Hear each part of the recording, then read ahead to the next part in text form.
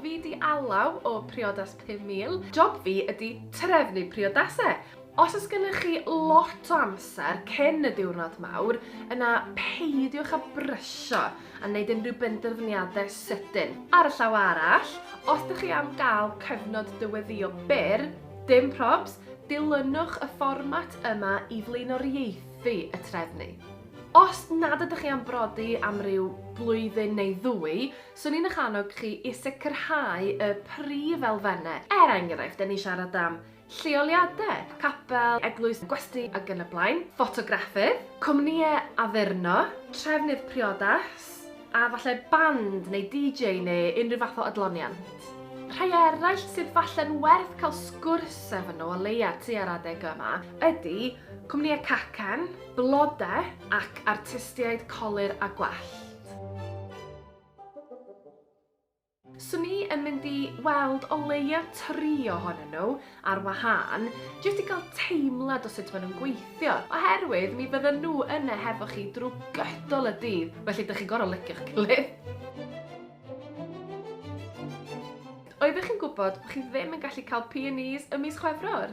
Tua blwyddyn ynghynt, byswn i'n awgrymu yn gryf bod chi'n mynd i'ch siop flodau lleol i weld yn union pa flodau sydd ar gael yn ystod y tymor hwnnw. 12 mis o flaen llaw, mae angen i chi sicrhau eich cofrestrydd.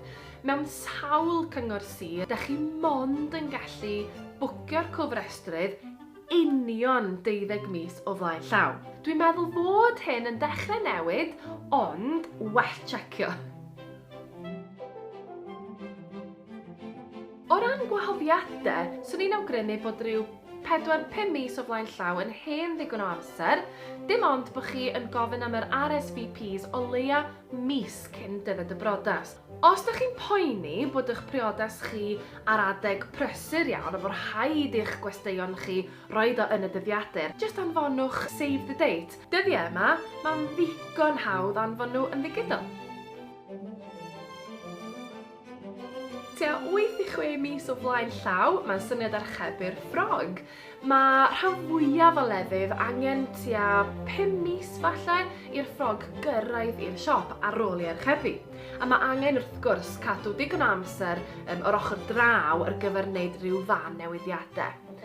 Yn syth ar ôl hynny, neu'n eitha buan ar ôl hynny, mae angen sortio gwisgoedd bridesmaid, morynion bach a hefyd siwtiau y dynion. Yn ystod o broses o drefnu, bydd yna llwythi o bethau bach man angen ei trefnu. Y camgymeriad mwyaf fedrwch chi wneud ydy gadael y pethau yma tan y funud ola. Coeliwch fi y pethau bach sy'n mynd i faglu chi tua'r diwedd. Felly popeth fedrwch chi sortio o flaen llaw, y pethau mawr a'r pethau bach, just gwnewch nhw. A wneud hynna wedyn eich galluogi chi i ymlacio a mwynhau y broses o drefnu.